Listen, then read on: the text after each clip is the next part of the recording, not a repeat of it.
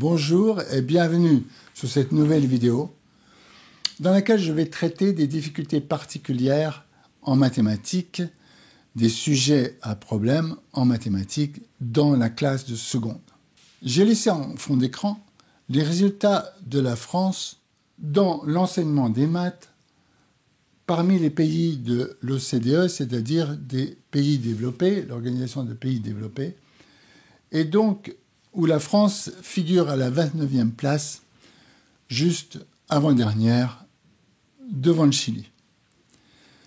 Et j'ai laissé ici notre expérience, c'est-à-dire que j'ai aidé personnellement ou au travers de mon organisation plus de 3000 élèves et donné plus de 400 000 heures de cours, principalement de maths, mais aussi de français et d'anglais.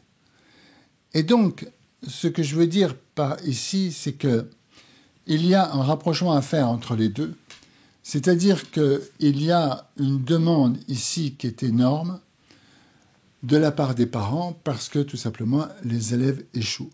Lorsque nous abordons la classe de seconde, en fait, certains disent oui, c'est une classe charnière, mais toutes les classes sont charnières parce que toutes les classes permettent de passer d'une classe à l'autre.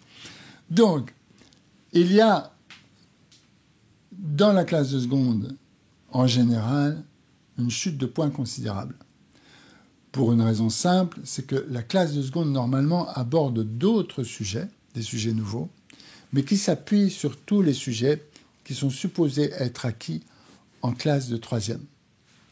Donc, comme ils sont mal acquis en classe de troisième, ces résultats, ces sujets, eh bien, la classe de seconde devient vraiment quelque chose un peu d'irréel, de très difficile à faire.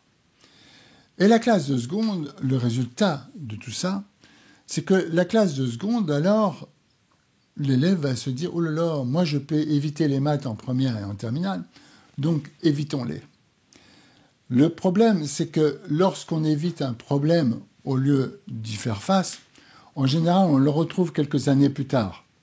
Et on va le retrouver, ce problème, en classe après le bac, par exemple, à l'entrée d'une école de commerce, ou en voulant faire médecine, ou en voulant faire instituteur, ou en voulant passer un concours administratif, que sais-je. On va le retrouver face à soi. Je ne parle même pas du problème dans la vie courante, de tous les jours.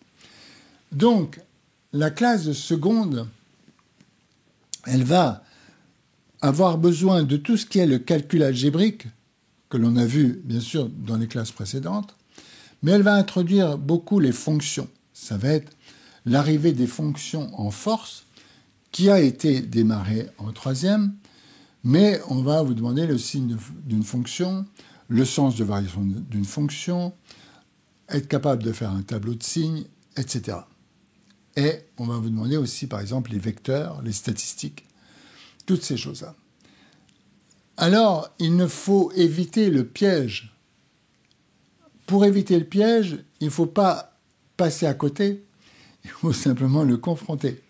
Et donc, je vous invite vraiment à ne pas éviter les mathématiques parce que vous les évitez 2 ans, mais vous les retrouvez après.